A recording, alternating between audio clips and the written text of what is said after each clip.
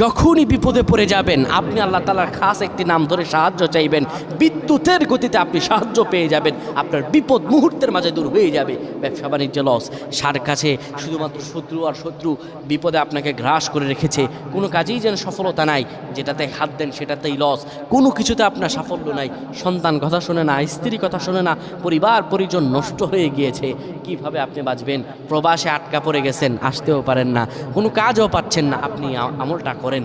এটি আমার কথা নয়, বিশ্বনবী মুহাম্মদ রাসূলুল্লাহ সাল্লাল্লাহু আলাইহি ওয়াসাল্লামের প্রিয় সাহাবী হযরত যায়েদ রাদিয়াল্লাহু তাআলা আনহু, তিনি একবার মক্কা থেকে হিজরত করে যখন মদিনায় যাবেন, ঠিক সেই সময় বিপদে পড়ে যান। ওনাকে একটি লোক বিপদে আটকে ফেলে এবং ওনাকে হত্যা করার চেষ্টা করে। তখন তিনি আল্লাহ তাআলার এই খাস নামটি ধরে সাহায্য চেয়েছিলেন, আল্লাহ তাআলা তাকে বিপদ থেকে মুক্ত করেছেন। সুবহানাল্লাহ। সেই দোয়াটা কি? তিনি যখন বিপদে পড়ে যান তিনি বলেন, আগিসনি ইয়া রহমান।